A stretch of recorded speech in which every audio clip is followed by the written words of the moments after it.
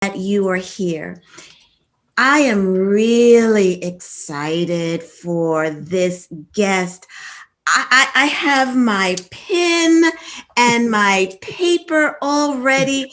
I'm going to take copious notes, and I offer to you that really this will be a session that you'd like to come back to have in your library. So definitely look to that because our guest is going to really drop some really good knowledge on us. So let me welcome Michael Stone, and I'll give you a little bit of his background.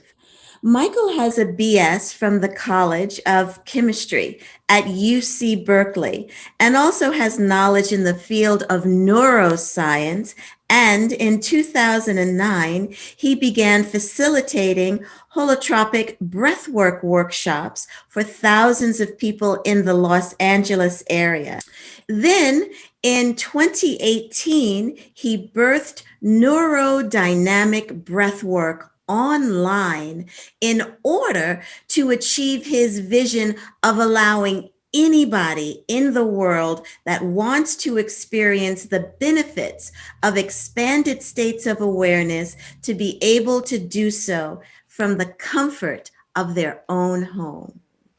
And I have to tell you that Michael is going to treat us to a delightful, musically accompanied breathwork session, and he'll also share with you how you can have a breathwork session with him.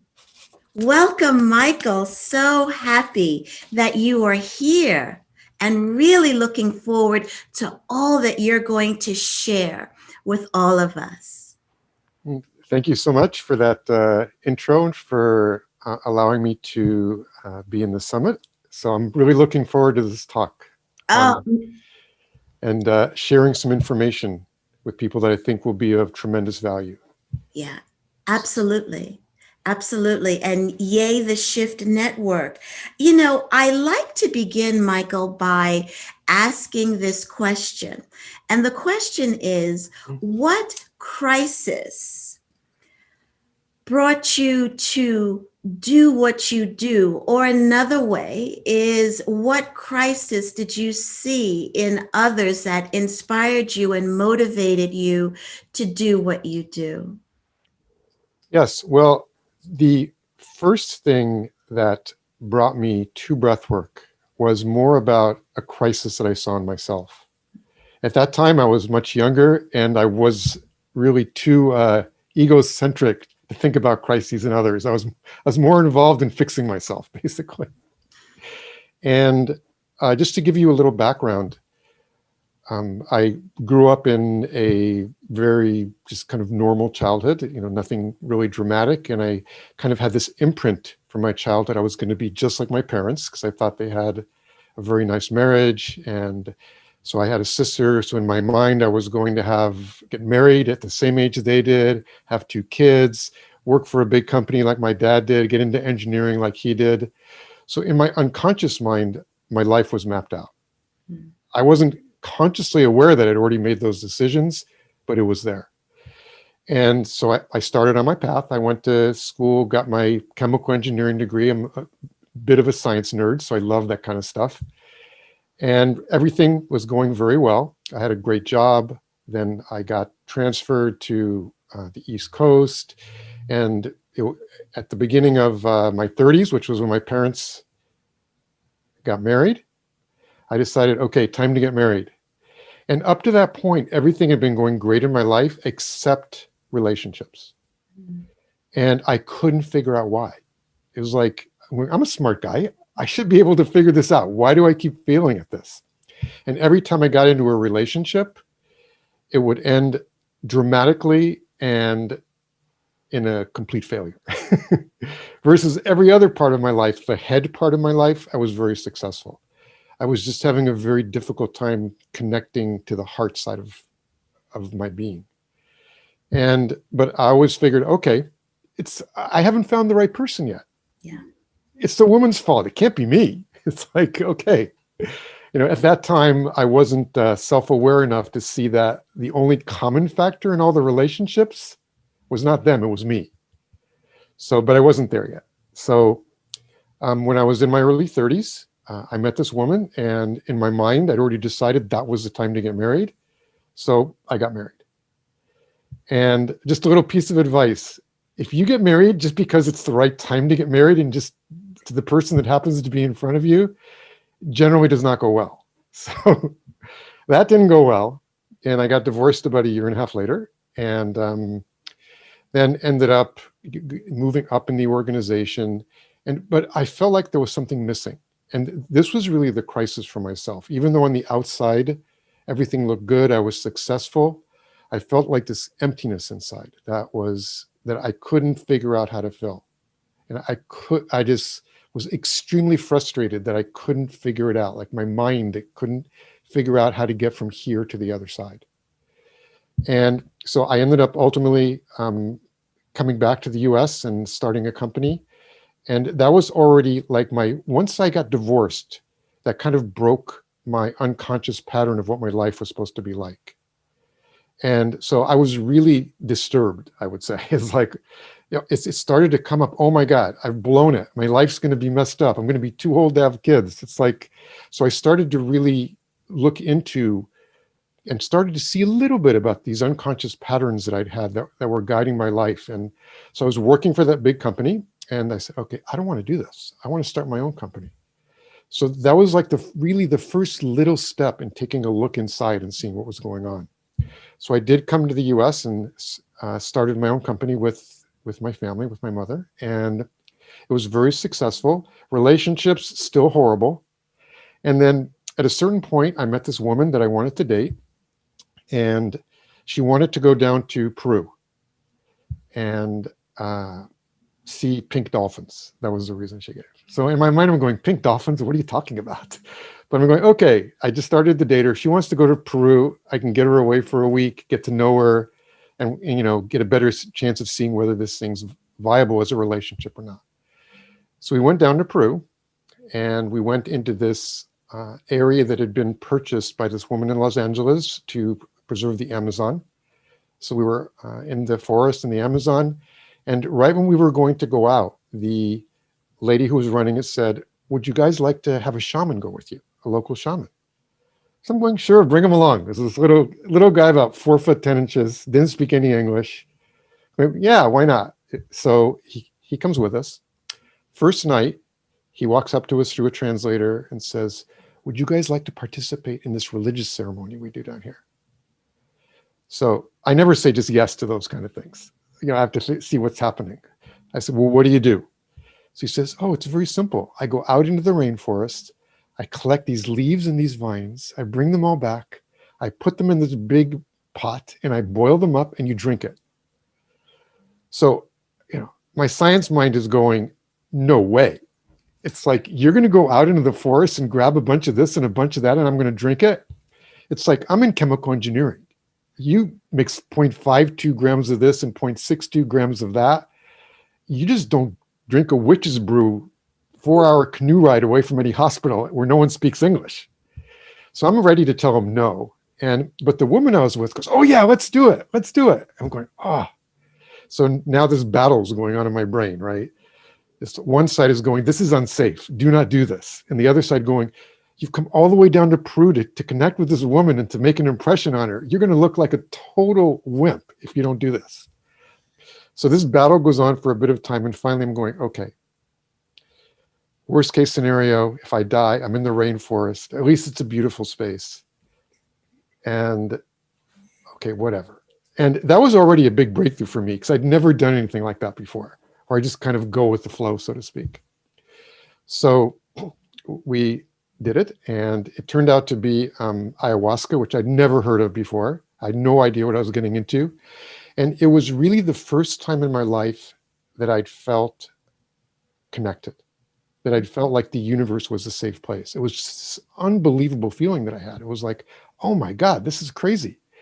And so I had this amazing experience. And so after that, we come back to the US and I'm going, okay, if I can have this experience with a substance, the receptors have to be there in my brain. So there must be a way to do it without substances, because I'm not going down to the rainforest every week to have this experience. It's not going to happen like that. So I started doing research, and I researched all different kinds of modalities. And one of the ones that came up was breath work. And so I started to explore it. And so I started to look at, okay, this looks kind of interesting. And so I started to look at, okay, what types of breath work are there out there? And many of them were like, when I looked at the founder, he would write, oh, one day I just closed my eyes and I downloaded this modality from the universe, and this is what I'm giving to you.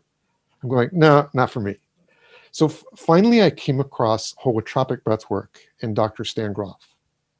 And that appealed to my science mind because he had really developed it from a scientific basis.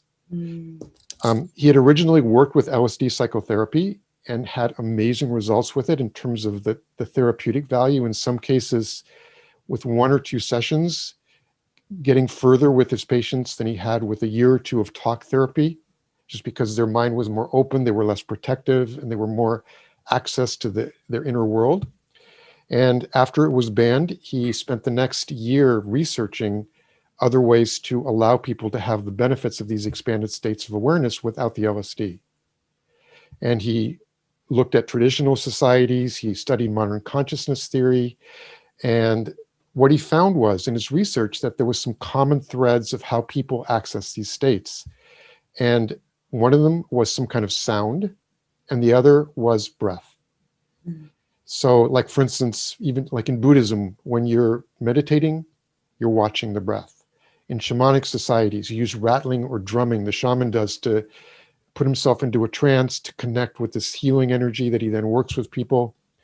So he started practicing with people and getting people. He was working at Esalen at the time and working with them for month after month after month to see what structure he could create in a one-day workshop that would allow people to drop as deeply as possible into these states so they could get the healing benefits that he'd seen from his LSD therapy. And that was how holotropic breathwork was birthed. So to me, I'm going, oh yeah, I'm going to try this. This really, like the way he developed it really appealed to me. So I had a session and I had this another amazing result where I just felt this sense of connection. It was very similar. I'm like, okay, this is for me. I'm in. And it was interesting because after the first series of sessions that I had, I got to the bottom of why I couldn't have a successful relationship, which had been like plaguing me my entire life. And within a month of holotropic breath work, I figured it out. And I can't say figured it out because it wasn't with my brain. It was really about connecting to my unconscious. And what I saw was in one of my sessions, I went back to my childhood and I saw that both of my parents are German Jews who kind of barely escaped the Nazis, so they got out in time and came to the US. And my family history was kind of interesting because my mother's ancestors, like her father was a World War I hero in Germany. He'd earned the Iron Cross, which was the highest award they could give. And also one of my ancestors was in that same town in Germany. And when Napoleon came through, he was a rich guy. He paid him off to go around the town and not burn it down and kill everybody. So they were kind of heroes in Germany. And all of a sudden, from one day to the next, they had to run for their lives.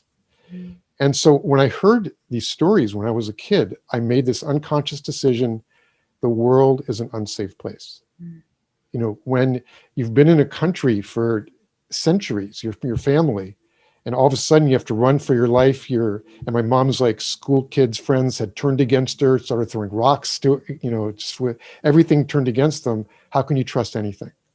So that was like running my unconscious mind. So when you feel like the world is an unsafe place, there's no possible way to have a successful relationship. Because I was always going in from a defensive place. I'm not going to open myself up because I don't want to be hurt. I cannot trust this person. But I didn't know that was what was happening. It was all unconscious. So in every relationship, I was closing down and making the woman crazy because she wanted to have a relationship. And I was like half in and half out. They could never really see who I was. So I was creating the whole thing. 100%. It had nothing to do with the women. They were fine. I was just driving them nuts. So once I got to the bottom of this and really saw the conditioning that was really keeping me from being authentic, being who I was, being what my natural state of being was, I could start to work with it and get beyond it.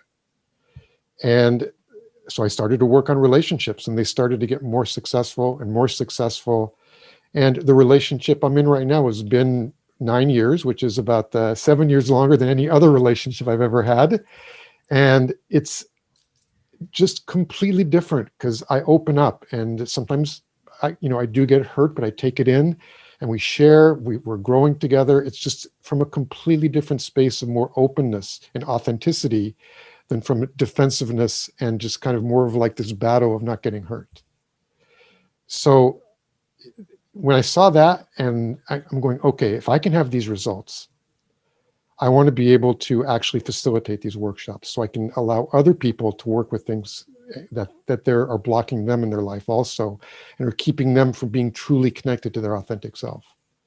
So I went through a 2.5-year training program to become a facilitator, and started doing workshops in the LA area. And it was over a decade. And so it was with thousands of people, but about 30, 40, 50 people at a time. It's quite a project to put together one of these workshops. They're absolutely amazing, though. People have breakthroughs. It's an all-day workshop with 2.5, 3 hour breathing sessions, and I was just seeing breakthrough after breakthrough after breakthrough. And the one thing that was I shouldn't say bothering me, but I wished it was different. It was that I could only really reach a limited number of people. And, it's 30, 40, 50 people in a workshop. It's a tremendous amount of work. You have to get a big venue, with mats people are laying down, and do medical forms and a lot of administrative work. And I wish I could reach more people. I wish I could allow more people to participate. That was always kind of running in my mind. But I was just doing my thing. I couldn't really see a way to do it. And then at a certain point in my own breathwork journey, 'cause I always keep doing my own breathwork also, along with doing it for others, so I can keep my own personal growth going. I got this download. Okay, there is a way to do this. And so I was just kind of in my journey, eyes closed, just seeing the stuff unfold in my mind. And I saw the only way to do this is to do it online. So you can impact people from different countries, from all different situations. And it doesn't have to be so expensive, so that everybody can do it. And so I got that download. And so then I come back and I'm going, okay. So the first thing is like my inner critic started to kick in. And it's like, what are you thinking? Starting an online business when you're ready to retirement age, 65 years old? Are you kidding? That's for kids.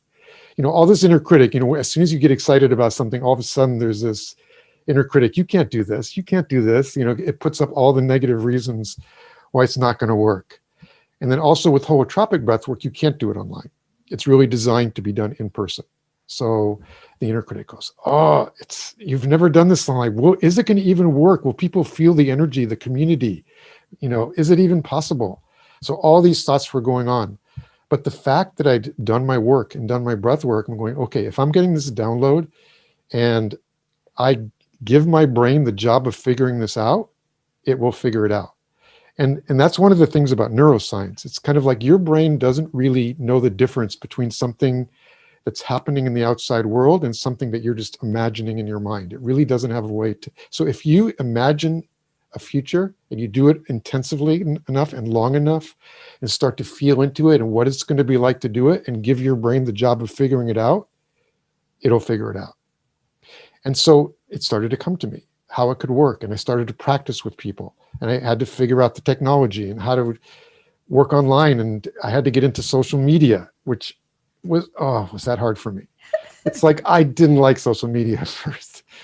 And I'm watching all these posts of people on Facebook, and they're saying, oh, I had this for breakfast and this for lunch. I'm going, who cares? And also I wasn't really technology oriented. It was up until about 3 years ago, I still had a flip phone.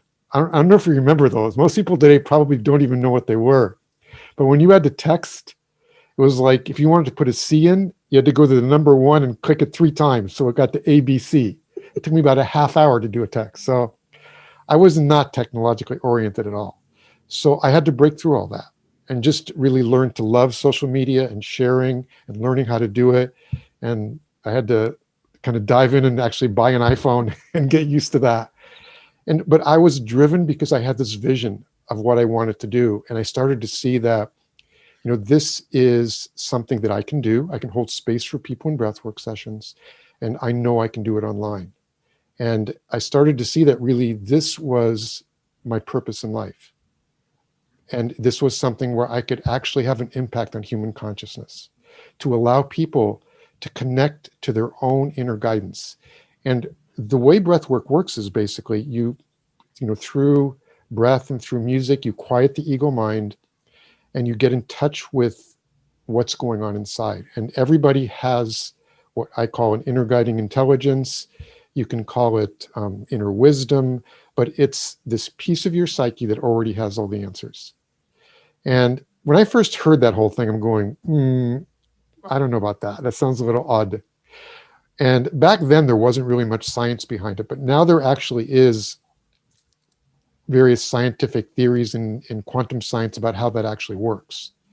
And when you get into breathwork and you start to see the experiences that people have, it's clear that it has to work or people could never have these kind of experiences where they get downloads about issues in their life, where they see things happening to relatives in other parts of the world and they call them and see that, yes, that was actually happening.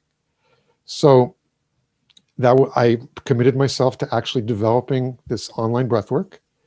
And so I spent the last 2 years putting it together and creating a new breathwork modality that would work online and spreading it to the world, to different countries. And now just 2 years later, there's already 50,000 people in my community and from 120 different countries. And people are getting just these amazing results. And it really does work. You still feel community, even online. It's just a question of learning how to do it, learning how to present it, learning how to prepare people properly, learning how to do it safely, learning how to train people to integrate it and to bring it back into their lives. That's really the important thing. You can have these amazing experiences, but if you don't integrate it back into your life, then it's kind of just this like, I had this one amazing thing, and then you go back to your old patterns. But if you start to see your unconscious patterns that are keeping you from being authentic and bringing them to the surface, once you're aware of them, you can start to work with them effectively in your life. So, yes. I'd like to ask a question, just absolutely fascinating listening to you. When you say that you teach people how to integrate it back into their lives so that they can take it into, let's say, a global pandemic, how do you show your clients how to integrate it into their lives? May I ask that? Sure. So there's two things. First of all, one of the um, issues that I had with the in-person breath work that I was doing was that people wanted to do it on a more regular basis. I was doing it like once a month, but it's just like they wanted to make it into a yoga, into a practice, into something, or like it's just like a meditation practice. And that's how you really start to strengthen the neural pathways in your brain when you start to do something over and over again, to be able to better connect, when you're in the other parts of your life. It's just like in meditation. You do it over and over again and you start to change your brain and you start to develop neural pathways that didn't exist before. So one of my goals was to actually do enough live sessions every month so that people could make it into a practice, because that didn't exist anywhere in the world that I could see live facilitated safe sessions 4 to 5 times a week. So that's what I do. So that's the first thing. I do it often enough so people can actually make it into a yoga, into a practice. And and once they do that, it's much easier when you go back into your life just to kind of close your eyes, connect, like look inside, take a few deep breaths, quiet the mind, and really connect to this inner voice, into your authentic voice, beyond the conditioning.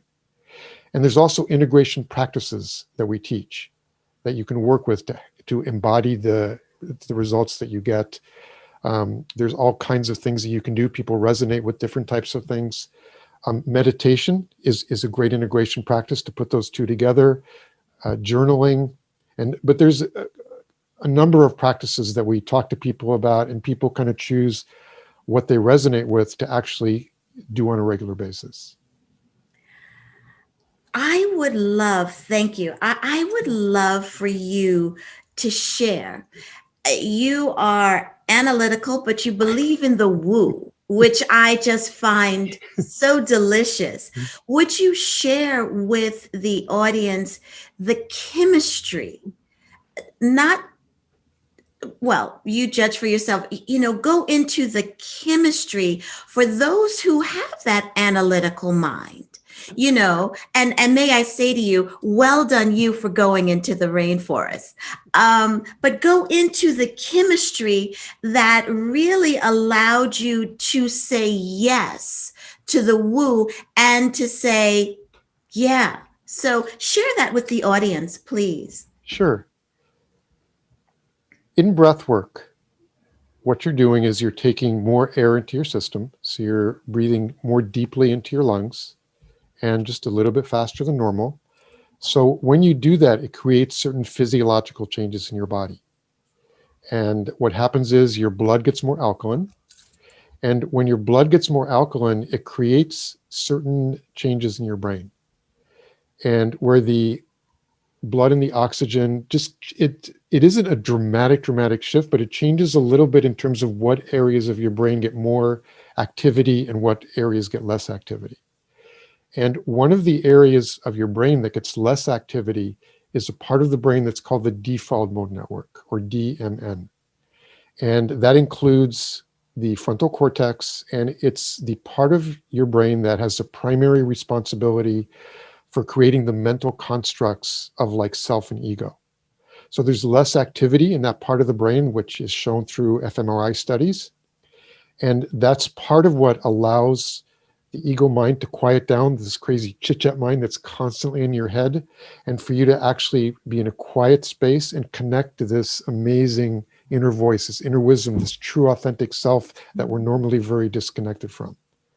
And it's interesting because the theory is that that's actually a similar way that psychedelics work in your brain. So some people do have like visuals and psychedelic style experiences in breath work. But in breath work, it's not only the physiological changes, it's a combination of three things that weave together to make the process work. So there's the physiological. And the second piece, which is just as important, is giving yourself permission to release. And your self-talk is incredibly important. Your mind, your psyche, your brain listens to you. And so if you tell yourself, I'm not good enough, your brain will start collecting evidence for the fact that you're not good enough. So that's just one more thing. It's incredibly important to watch your self-talk and to see what you're saying to yourself on an everyday basis, because you are, in a sense, creating your own reality and telling your brain what to look for in your life to collect evidence to agree with that. So basically, you have that second thing, which is giving yourself permission. And once you give yourself permission, your psyche listens and you start to open yourself up to these possibilities of actually closing down the mind and connecting. And the third thing is music. And those three things, giving yourself permission to surrender, to release, to open up, the physiological changes that happen, and the music weave together in this beautiful kind of orchestra that allows the breathwork experience to happen and for you to deeply connect to your inner authentic self. So, Michael, that is just really so interesting because sharing your story about your parents and you wanting to have the same relationship as your parents did and the same life, and then you totally deviating from that and speaking about the science, the chemistry of breath work, it goes to something I've heard you say before, which is that your past is not fixed.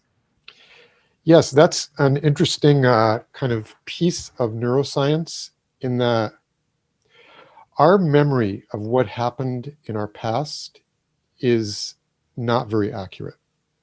And what happens is every time you change your worldview, your brain actually starts to recreate your past and change the story of your past to agree with your current worldview. And which is kind of counterintuitive. You wouldn't think that. You would think, oh, when I remember something, it's just I kind of took a photo of it or a video of it back then and I just kind of pull it up. And that's exactly the way it happened. It's completely untrue. So every time you change your worldview, your past actually changes. And they did a study once which kind of showed this, which is where they took people and a group of 100 people and gave them a questionnaire with end of life decisions. Like if you were on a ventilator, would you want to stay alive? Would you not want to? That type of thing. Took the same people a year later, gave them the same study, and about a quarter of them made major shifts in how they answered the questions, which that's normal. People change their minds. But the interesting part is that out of the people that changed their minds, almost 75% insisted that they hadn't changed their minds, that they'd answered the same way the year before. But what had happened was they changed their way of looking at the world, and their brain had actually changed the facts of their past to agree with their current worldview. What chemical is that? And is that a fair question to ask? It's not really a chemical. It's just kind of more a mechanism of mind, of how the mind works. The mind hates dissonance. It tries to keep things in order so that everything agrees with everything else. So once you change your worldview, it tries to kind of rearrange your past to agree with that worldview. So, and in one way that's like, oh, that means I can't trust my past? That's a bit disconcerting. But on the other side, it means that when you change your current worldview, you can actually shift how you look at your past and actually have it support you instead of holding you back. And one example of what someone did in a breathwork session, this is a man who had, when he was young, I think he was about 10 or 11 years old, had a very abusive situation. And his entire life, he'd been held back by this thing that had happened to him when he was 10 years old, and this thought pattern that he developed that he was damaged and that he could never get beyond it. During his breathwork session, he actually went back to the moment when it was happening. And what he saw was that in that moment, he was actually okay. And he actually got this feeling of divine protection in that moment, where even though he knew that it was wrong, that this wasn't supposed to be happening, he knew he would be okay. And he felt this incredible, unlimited protection from the universe. And when he reconnected to that in his breath work and came out of it, it changed his whole life. And it opened up this whole field of possibilities that he closed himself to because of this story that had been running around in his life for 30 years about him being damaged goods and never being able to get beyond it. So he had actually changed his story, changed his past. So everything kind of works together. And when you reframe things that happen in your past also, it can completely shift the story that you create around them. So it's, in a sense, not only do you change your past by changing your current worldview, but when you can look at your past from a different perspective and reframe it, it's really the meaning that you create around things rather than the actual things that happened that impact your current life and your life going forward. So that's, to me at least, incredibly self-empowering, because in this moment, you can change the present, you can change the past, and you can change the future. Because your brain is always taking your past and kind of working it into the future, creating this line. Okay, this is how it was in the past, so this is how it's going to be in the future. When you open up things in your past, and it also opens up new possibilities for your future. And breathwork is an incredibly powerful modality to get into the conditioning, to start to get in touch with who you really are, what your authentic self is, and to get under the societal conditionings that you've been kind of pushed at you for the last, decade or 2 decades or 3 decades or 4 decades. And this is not an easy task. You're constantly bombarded every day. You're not going to be happy until you buy this car. You're not going to be happy until you have this big house. That you have to do certain things in order to be happy. Because if people stopped buying things, the whole society would collapse. If they were just happy the way they were, It's not in our capitalistic society's interest to have you happy the way you are, or to come from a place of gratitude and happiness, because it wants you to keep consuming. So you're constantly bombarded with this. So it's not an easy task. But breath work is an incredibly powerful tool to have you work with this, get underneath the conditioning, and really get in touch with what's really true for you. And that's the step that you have to take in order to really get to me what the ultimate goal is, which is once you get in touch with your true, authentic self, I believe that everybody has a purpose in life. And everybody has a unique gift that they can bring to life that no one else can. And based on your past, the things that have happened, the lessons that you've learned, the failures that you've overcome, and only you can do it. No one else can. And the only way to get in touch with that and to really bring that out to the world is to do this work and get in touch with your authentic self, with your true self. That's what I did when I had my session and I got in touch with, okay, my purpose is to bring breath work to the world, make it inexpensive, make it so anybody can do it, with the goal being to create a shift in world consciousness so people feel more connected. People feel not only to other people, but to themselves and to the earth and to the world. So, and everybody has that inside of them. It's different for everybody, but breathwork is an amazing tool to start to kind of chip away at what is not really you and get to your true essence. It's kind of like Michelangelo did with David. He was presented with this piece of marble. I'm sure most people have heard this story that was damaged, and people said, "Hey, you can't do anything with this." He said, "Yes, I can." And he created his masterpiece, which was David. And they asked him, "Well, how'd you do that?" He said, "It was very simple. I just chipped away everything that wasn't David. And the rest, what's left, that's what he is." And, that's what we're doing basically. We're chipping away what's not us and ultimately getting to our true essence, to our true being, so that we can bring ourselves to the world and bring what we're uniquely capable of giving to the world and just putting it out there. And, oh. Yes, yes, yes, yes. I'm a firm believer, an ecstatic believer in all that you're saying. Absolutely. And thank you so much for the science background that you're giving us to support the woo. The woo is important and the science is important, and altogether it is just breath. Would you be willing to share a breathing exercise with the viewers? Yes, absolutely. And so what I'd like to do now is just to give you a bit of a taste about how my breathwork works and what type of music is used. Just give you maybe a 4, 5, 6 minute sampling of it, and really with the goal just being, I'm just going to have you do a little bit of breathing and to just get out of your head, basically, and get into your body, because that's where the action is. Your mind is always in the past or the future. Your body is always in the present moment. And that was what really shifted my own life. I spent my entire childhood and my early adulthood in my head. And so the first thing is, if anybody has a doubt of, oh, my mind's really strong, can I do breath work? If I can do it, anybody can do it. Trust me. I am one of the most analytical minds you can possibly imagine. So if I can dive into breathwork, anybody can do it. So you don't have to worry about that.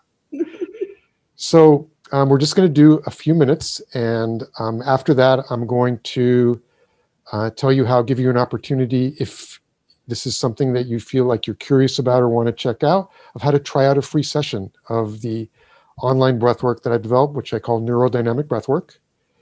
And I call it that just because of the whole thing about strengthening neural pathways by creating a practice in breathwork. And so let's give it a try. I'm ready. Okay, so I'm going to be playing a couple tracks from someone who does a lot of breathwork music, who I use a lot in my sets. You'll get a sense of what the music really sounds like. And his name is Byron Metcalf, and the two tracks are True Ground and A Healing the Earth Journey. So let's rock and roll here.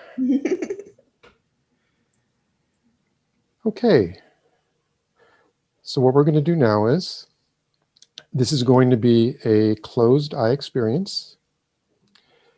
And so you can do this, if you like, you can do it sitting up. It's totally fine. But you want to be in a space where you can just be relaxed, and maybe close the door if you're in a space where there are other people around, or if you can, just kind of be in an area where you can be on your own and just be free to maybe make a few sounds or move a little bit without feeling self-conscious. And so what we're going to do now is,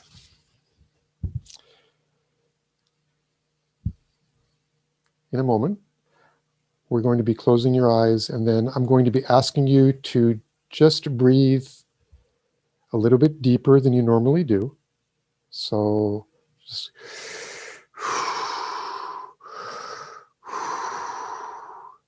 and to just connect to the breath and connect to the music that I'm going to be playing. So again, the goal is just very simple, just to get out of your mind for a few minutes and just to see what it feels like. So just give you a second to get set up. To maybe, if you want, you can wear an eye mask, but you don't have to. It's really just about closing your eyes. This is an inner journey, making yourself comfortable. And you might want to get a headset or some earbuds or something. So we're going to be playing music, so you can get good quality music. And I'll just give you a moment to get set up. And again, this first track is kind of a sample of a first track that I would use at the beginning of a 1-hour online neurodynamic breathwork set. It's kind of a welcome and opening into the breathwork. And this is just a very, very small taste here. So, okay. So now closing your eyes and just bringing your attention inside. And now just doing a scan of your body and starting with the feet. And just as you go through your body, just relaxing each body part as much as you can. So starting with the feet and relaxing the feet, and bringing your attention to the calves, relaxing the calves, and to your upper legs, torso area, and relaxing that also. And your belly area, leaving that open, loose, and relaxed. And then bringing your attention to your chest, to your heart area. And opening your heart as much as you can to whatever experience you are about to have. Just letting whatever wants to happen, happen. Just surrendering to the energy of the music, surrendering to the breath, and just letting it be. Letting whatever wants to come up, come up.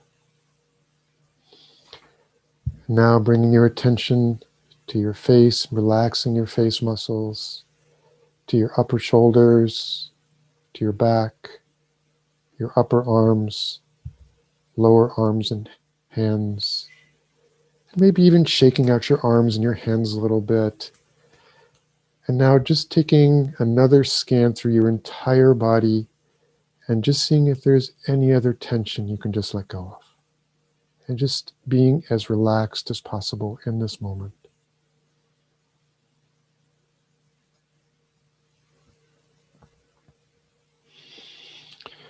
Now just taking a deep breath and letting it out.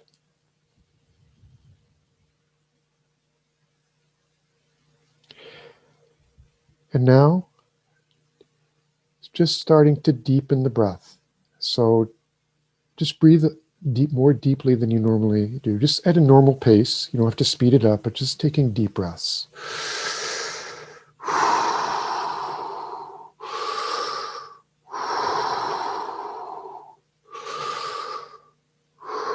And just focusing all of your attention on the breath, staying with the breath, and breathing in a way where there are no gaps, where you're always breathing in or breathing out, but just breathing in a very relaxed way, keeping your body relaxed. Just breathing a little more deeply than normal, and always breathing in or breathing out.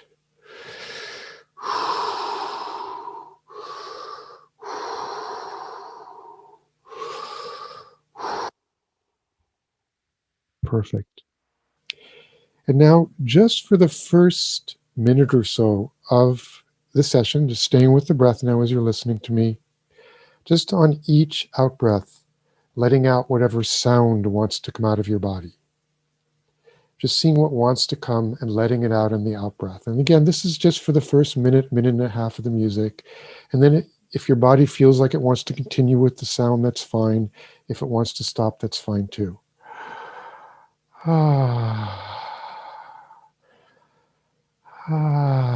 And just using this to really tune into your body and seeing what sound it really wants to make this moment. And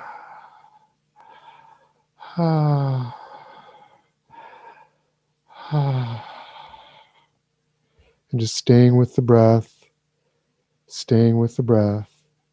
And in a moment, the music will begin, and just allowing the music to penetrate your being.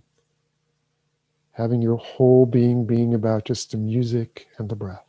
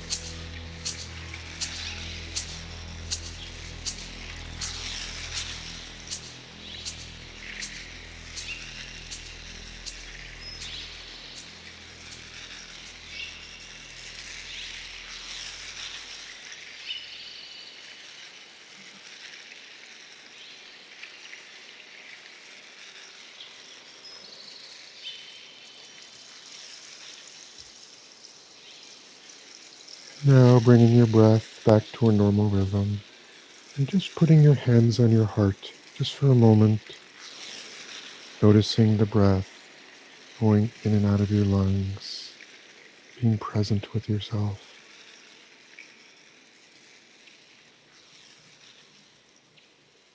Just keeping your eyes closed just for another moment or two,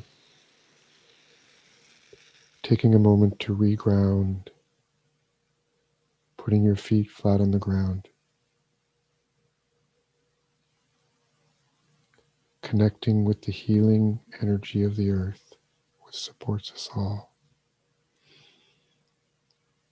Being in your body is being present with yourself.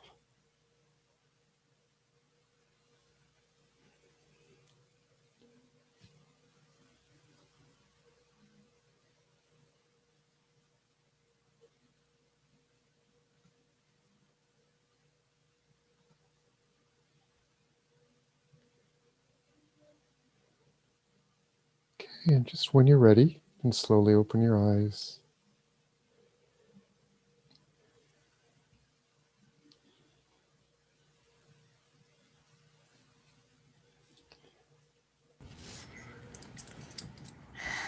Lovely. So, and just really noticing, how did that feel? Did you get out of your head? Did the thoughts kind of quiet down a little bit? Were you more present with yourself? And did your body want to move a little bit? And if so, did you let it move?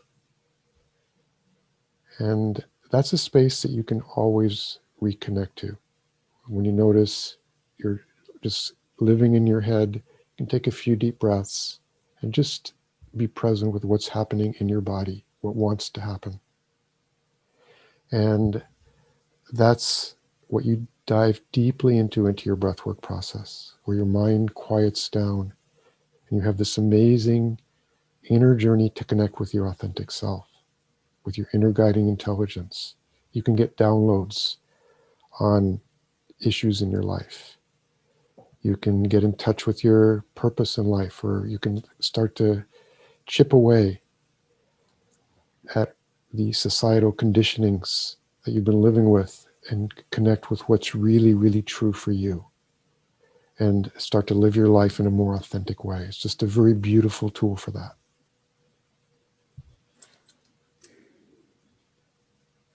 Thank you.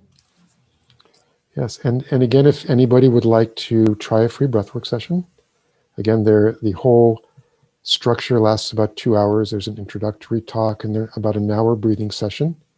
And then an amazing sharing circle at the end where there's people from 40, 50 different countries, sometimes 100, sometimes 200, that all connect. And you start to really get this connection of we are all one. It doesn't matter what country you're from, what race you are, who you are, what you do for a living, that at the core, we're all going through the same things.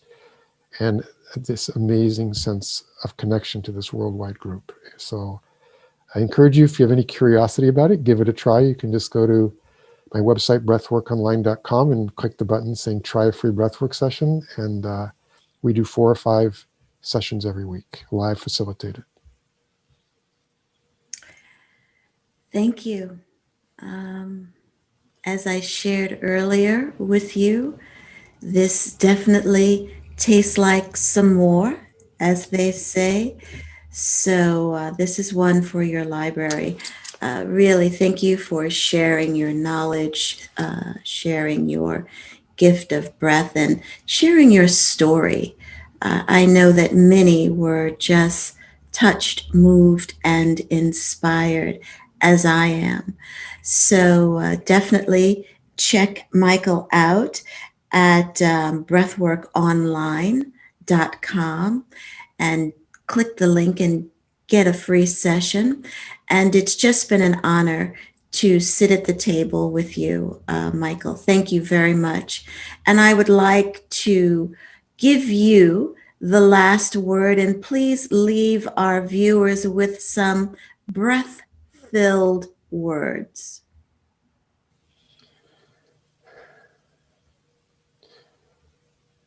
In today's world, especially with what's going on right now, with the pandemic, with people in many countries kind of pulling away and looking out for themselves, it's more than ever important to really connect to our humanness, to our oneness, to our connection with each other and to the planet. And the only way for us to really move beyond this is for people to start doing their inner work. And breath work is an incredibly powerful tool for that, to support everybody in being able to dive in and seeing what's really true for them, what's really real. And ultimately, once you get through all the layers of all this stuff that's been put inside of everything, what I've found with people that do breath work is what's underneath everything is love and a desire to contribute to the world, to contribute a unique talent.